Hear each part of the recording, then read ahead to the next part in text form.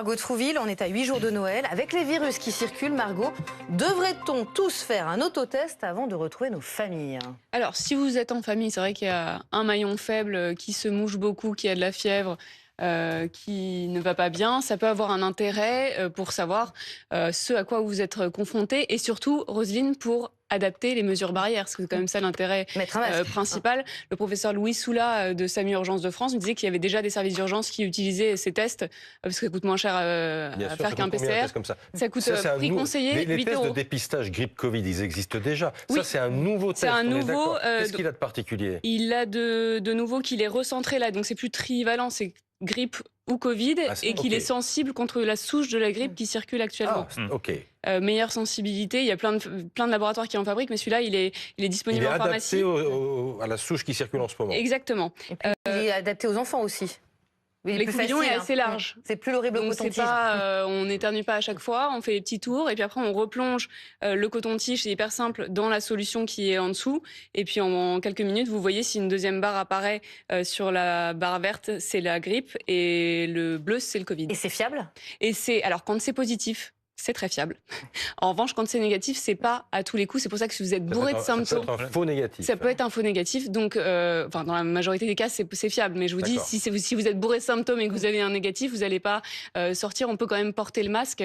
Ça reste important. Et puis, il y a une étude qui va être menée dans les prochains jours avec ce test où on va recruter 4000 patients pour voir si ça permet de réduire la prescription d'antibiotiques notamment et la fréquentation aux urgences.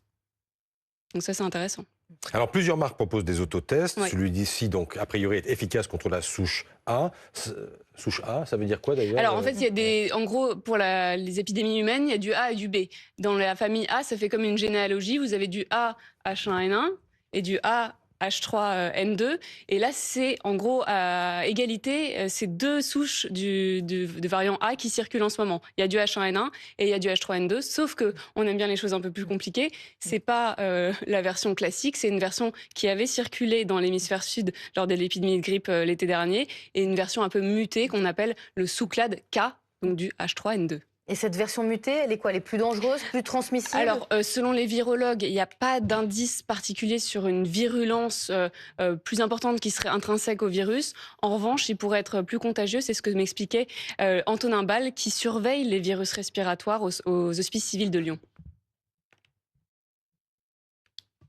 Quand on a un variant qui circule et qui échappe un petit peu aux anticorps vaccinaux, il peut se transmettre davantage. Et également, on a beaucoup plus de cas dans la circulation et forcément, on aura plus de cas sévères. Mais ce n'est pas une virulence intrinsèque à ce variant, c'est plutôt lié à une circulation intense et un échappement immunitaire partiel. L'autre point très important, c'est l'efficacité des vaccins. Contre le H1N1, ça semble assez efficace. Contre ce H3N2 muté, on a les premières données qui viennent du Royaume-Uni qui a pris un peu d'avance sur nous. Et l'efficacité contre les formes graves est maintenue, au moins en partie. Merci beaucoup Margot. Dans quelques minutes, 13h. À tout de suite.